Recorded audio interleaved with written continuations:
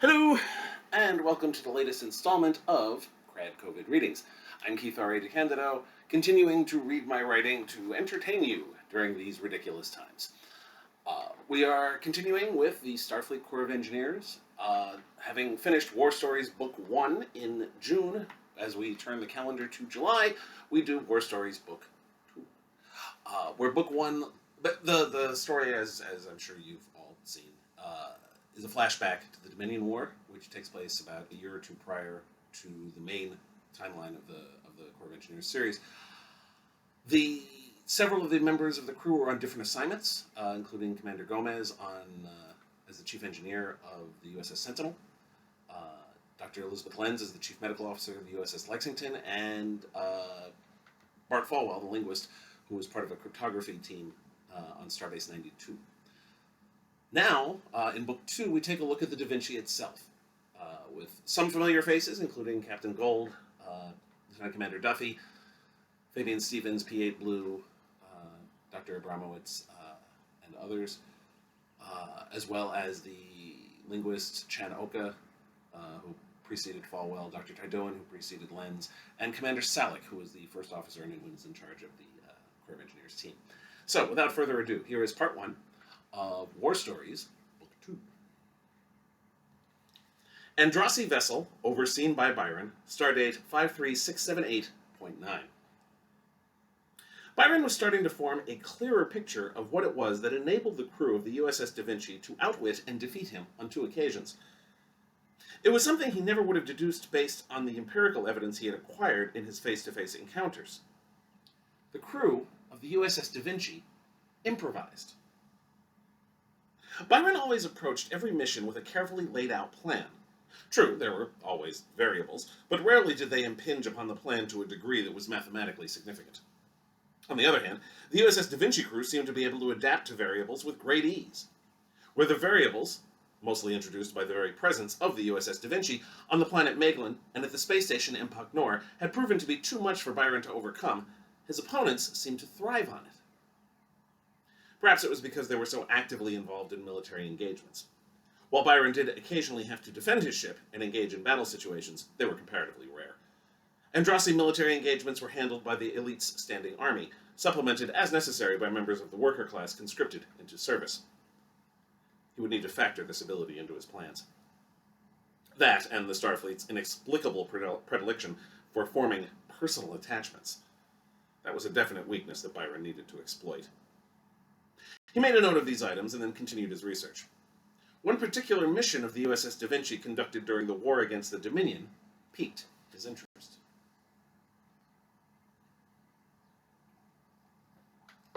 U.S.S. Da Vinci, stardate 51993.8. Fabian Stevens materialized in a remarkably tiny transporter room. At least this one can be called a room, he thought.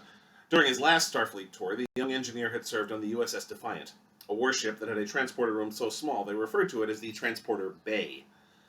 This ship, the Sabre-class U.S.S. Da Vinci, was only slightly larger than the Defiant, which gave it at least the capacity to have a proper transporter room. He looked over to see that the NASAT engineer, she called herself P-8 Blue, but told Fabian that Patty was an acceptable form of address, and the golf ball had both materialized next to him. It wasn't really a golf ball, of course, unless the golf game was being played by creatures 15 times the size of humans. But the spheroid's resemblance to an outsized version of the ball from the Earth game was uncanny. Its surface was a glossy white substance of some kind, and covered with slight circular indentations. It had no visible seams. The small indentations enabled it to sit still on a flat surface without rolling. "Welcome to the Da Vinci," said a steady voice from the mahogany-skinned Vulcan who stood on one side of the transporter console. "I am Salick, first officer of the Da Vinci and commanding officer of the S.C.E. team aboard ship. You must be Stevens and Blue." The NASAT, who looked like a giant blue pillbug, albeit with 8 legs, made an odd tinkling noise and said, "Correct." "Reporting for duty as ordered, sir," Fabian added. The tall, sandy-haired human who stood on the other side of the console from Salick grinned. "And that must be our new toy." "Yes, sir, it is," Fabian said. "I'm Kieran Duffy, second officer of the ship, second in command of the S.C.E. team. You're looking for second best? You come to me." Fabian smiled. "I'll keep that in mind, sir."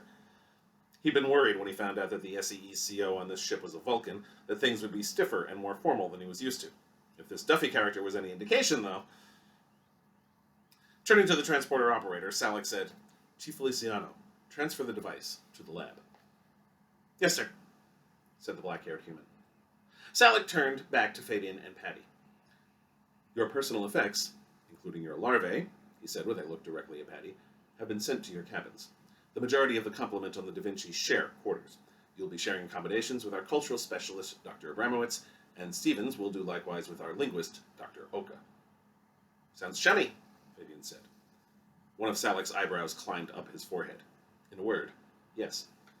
Duffy will escort you to your quarters. It is now 1432 hours. The entire S.C.E. team will meet in the lab at 1500 hours to discuss our mission." Patty made another tinkling sound. "We'll be there, sir." "Good. Come with me," he said to the Nassat, and led her out of the room. Fabian regarded the second officer. A linguist and a cultural specialist? I thought U.S.S types built bridges and orbital platforms and stuff. Duffy smiled. "Only if we have to. Didn't you read up on us before taking this glorious assignment?" he asked as they departed the transporter room and turned left. "Honestly, no. Until 2 days ago, I thought I was being assigned to Utopia Planitia. Then I found out there's an opening on the S.C.E. team on the Da Vinci. I didn't even know there were S.C.E. teams on ships." "Yep. Have been for as long as there's been a Starfleet. Right now we've got 4 Sabre-class ships that all have kind of the same setup. The Musgrave, the Topora, and the Khwarizmi are the other 3. We gad about the galaxy, righting wrongs, saving damsels in distress, and reaping glory worthy of our exalted status." Fabian blinked. "Really?" "No, not really. Actually, we gad about the galaxy, fixing things, saving machines in distress, and getting no glory whatsoever, but what the hey, it's a living. And sometimes what we have to fix is written in another language, or it belongs to someone else, so people like Chan and Carol come in handy." They walked up to a door. "Here you go." Shaking his head, Fabian said, "Bunking up with someone else, it'll be like old home week." "How so?" Duffy asked with a slight frown. "I used to serve on the Defiant under Chief O'Brien. A huge grin bisected Duffy's face. "You know the Chief?" Laughing, Fabian said, "Know him? He ran me in ragged for 2 years. Actually, he was great to work for." "I bet he was. He and I were both on the Enterprise together. Hey, look, the quarters are pretty boring as quarters go, and we both got half an hour. Let me buy you a drink and we can compare Miles O'Brien's stories." "Sounds good to me, Commander."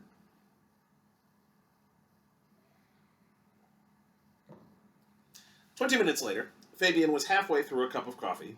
He hadn't really gotten a good night's sleep since leaving Mars for Starbase 375, thence to meet up with the golf ball and Patty and report to the Da Vinci, and Duffy was on his second quinine water with a twist of lime. Fabian was hearing all about the Chief's wedding.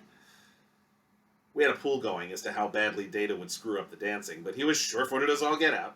You would believe an android can cha-cha. "Where'd he learn?" Fabian asked. "Rumor had it that Dr. Crusher taught him, but I never bought that. Crusher never seemed to me to be the dancing type." He gulped down the remainder of the quinine water, then asked, "So what's your story, Stevens? What brought you back into Starfleet after 2 years under the Chief's thumb?" "Well, my tour ended right after we lost a good friend of mine, Enrique Muniz. Good guy, great engineer, awful poker player." Duffy smiled. "Everything you want in a shipmate." Something like that. "He died on a mission to salvage a Jem'Hadar ship." Fabian shook his head. "It's funny. I always knew the risks, but it never seemed real until Muniz died. So I decided I'd had enough. I didn't re-up, went home to the Rigel colonies, and helped my parents out with their shuttle service while I tried to figure out what to do with my life." "And you figured you'd come back to Starfleet?" Fabian nodded. "The war kind of figured it out for me. I was bored to death on Rigel, and I realized I missed Starfleet. And then when the war kicked into high gear, well, corny as it sounds, I figured it was my duty to sign back up. Besides, I figured there'd be a need for engineers." Duffy grinned. "You got that right." He looked up. "Computer, time?" "The time is 14:57 hours. We better get going," Duffy said, getting up. "Don't want to be late for your first meeting." "That would be bad, yes," Fabian said, also rising. "We'll pick this up later. If nothing else, I want to know exactly how it is that the Chief had a second kid by way of a Bajoran major." "Okay, but only if you tell me how Commander Worf, of all people, midwifed Molly." Another grin. "Deal."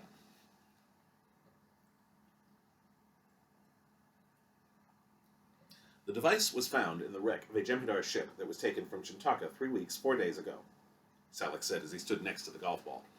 The Da Vinci's main lab was a good-sized room. for a ship this small, anyhow. Currently occupied by Salak, Duffy, Patty, and Fabian, as well as 2 short, dark-haired humans, 1 male and 1 female, and a Binar pairing. The latter wore civilian garb. Fabian had no idea there were any Binars working with Starfleet, though he was grateful. No better computer experts existed in the galaxy. First, Duffy had performed the introductions. The humans were Chan Oka, the ship's linguist, and Carol Abramowitz, the cultural specialists. The Binars had the designations of 110 and 111, though Fabian knew it was going to take him weeks to remember which was which. They didn't look alike, of course, but they were sufficiently similar and seemed to cluster together and move as a unit, making it difficult to know where one short, bald-headed, slim-limbed alien began and the other ended. The ship itself provided no useful intelligence that Starfleet did not already possess, but this device was found on the vessel's main bridge. P.A. Blue was part of the team that salvaged the device. Salak then looked at the NASAT. Standing on her hind legs, Patty stepped forward. Thus far, there isn't much to tell. The device doesn't have any obvious function, and scans have detected material unknown to Starfleet databases. However, the scan we did was cursory, at best. Duffy smiled. So our job is to curse a bit less? Making another one of those tinkly sounds, Patty said, something like that, yes. Fabian noticed that Salak made no reaction to Duffy whatsoever. He would have expected some kind of noise of disapproval from the stolid Vulcan, but Salak remained all business. Well, that'll teach me to stereotype people, he thought ruefully. One of the Binars started to speak. We might be able, then the other Binar continued, to integrate with the computer systems of the device and learn its function. Okay, Fabian thought, that's going to take a lot of getting used to. He knew that Binar pairs were heavily integrated, but he'd never actually met any before, and so was unaware that they finished each other's sentences like that. That would be a logical step to take, Salak said. However, precautions should be taken. Abramowitz said, so Oka and I are here, why exactly? Cheerleading? Salak regarded the woman. I assume, Dr. Abramowitz, that you are sufficiently versed in the cultures of the Dominion member races that the Federation and its allies have come into contact with that you might be able to provide some insight into the device. Oka grinned. I can cheerlead in 15 different languages. 30 if you count the dead ones. Really? Duffy said. How do you say Sispoon-Ba in Old High Andorian? While the banter went on, Fabian noticed something on the surface of the golf ball looked familiar somehow. He hadn't realized it before, but Salak's comment about Dominion member races started the gears turning in his head. Before he could pursue this, he noticed a subtle change in the vibration of the bulkheads. Duffy looked up. We just went to warp. Warp 8 from the feel of it, Patty said. Fabian frowned. Feels more like warp 7 to me. Salak raised an eyebrow again. We are in fact traveling at warp 7.3. Patty made another tinkling noise. Fabian noted that each one had sounded different, and he wondered if he'd ever figure out how they related to her emotional state. Sabers are like the Defiant, Fabian said to the NASAT. Overpowered and undersized, so it's easy to overestimate how fast they're going. 2 Quatlus to the new guy, Duffy said with a grin. A voice sounded over the speakers. S.C.E. team, report to the observation lounge. That's us, folks, Duffy said. Let's go. Within a few minutes, they all reassembled in the observation lounge, another small room, but this one with a big window that looked out on the distorted starfield that indicated that the Da Vinci was at warp. 3 others were present in addition to the group that had been gathered in the lab. One was a medium-height human with snow-white hair, bushy eyebrows, and grandfatherly blue eyes. The 4 pips and red trim on his uniform indicated that he was Captain David Gold. From what Fabian understood, the captain had no background in engineering, so he was unclear as to what the older man was doing supervising a group of engineers. Then he thought about the engineers he'd known in his time and realized that it was probably better this way. The other 2 were a human woman with blonde hair tied back severely in a bun, and a Bolian man with no hair whatsoever. The former wore gold, the latter blue, which made it tough to tell where his collar ended and his neck began. The thickness of the ridge that bisected his face and the looseness of his skin indicated that he was quite old. Everyone sat except for Patty, who explained that chairs on starships weren't built with me in mind, and Gold began the meeting. First of all, he said in a pleasant but authoritative voice, I'd like to welcome our 2 new crew members aboard. Fabian Stevens, P.A. Blue, welcome to the Da Vinci. I'm Captain David Gold, and they tell me I run the place. I assume you know most of the team. This, he indicated the human, is Lieutenant Commander Corsi, our Chief of Security, and our Chief Medical Officer, he now indicated the Bolian, Dr. Tydoan. The Bolian nodded his head and said, a pleasure. You'll both need to report for physicals within the next 3 days. Assuming they have time to, Gold added quickly. I know we've got that widget from Starbase 375 to look at, and that still needs to get done, but we've got another priority ahead of it. The captain touched a control on the desk, and the view screen behind him lit up with a schematic from what looked to Fabian like a standard Federation communications relay station. Such stations were positioned throughout Federation space, boosting comm signals 1,000-fold and allowing near instantaneous communication across most of the Federation. During the war, these relays were of even greater value. Fabian also noticed that the one showing on the screen had taken some rather severe damage. This is the comm relay in the Ficus system. Some Cardassian ships carved a chunk out of it yesterday, and we need to fix it pronto. Corsi leaned forward. Sir, the Ficus system is hardly what I'd call secure. We've been holding onto it by our fingernails. Calm down, Corsi, Gold said. We're going to have support. The Appalachia and the Sloan will meet us at the relay. Fabian recognized both ships as steamrunner-class vessels. Not bad for support, he thought, but a hair skimpy. Apparently, the security chief felt the same way. Sir, that's insane. The Cardassians have been dancing on the edge of that system for weeks. We can't go in there with only 2 ships for backup. Starfleet asked it. Gold held up a hand. Way ahead of you, Corsi. I already asked Starfleet what was in the Saurian brandy they were drinking when they cut those orders. Turns out that's all they can spare for now. We can't wait until more backup's available? Won't be for 48 hours, and the relay can't wait that long to be fixed. Security chiefs are all alike, Fabian thought as he watched Corsi fold her arms. She had the universal cranky look that all the security chiefs Fabian had ever met had.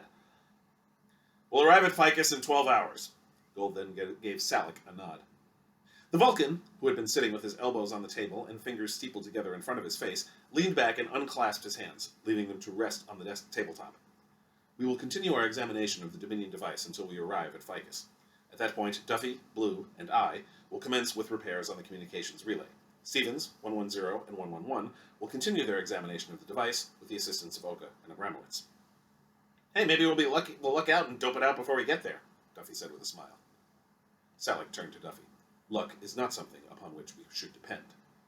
Still smiling, Duffy said. That's why I said maybe. Let's get to it, people, Gold said, rising from his chair. Everyone else did likewise. Corsi, Fabian noticed, still looked aggravated. Oka and Tydoan looked bored. The rest of the team, however, seemed eager to get at the problem, as everyone made a beeline for the lab. I think I'm going to like it here, Fabian thought. To be continued next week. Where they will examine the golf ball a little bit more and try to fix the relay station. Thank you very much for watching. You can find me online at DeCandido.net. You can read my blog at DeCandido.wordpress.com. You can subscribe to this channel and watch all the other videos of me reading my various bits of short fiction. And best of all, you can support me on Patreon, because that would be awesome. It's patreon.com/KRAD. Full of cool things, TV reviews, movie reviews, cat pictures, excerpts from my works in progress, vignettes featuring my original characters, and first looks at my first drafts. All for $20 a month, or some of that for less than $20 a month. Anyway, thank you very much for watching. Please, stay safe.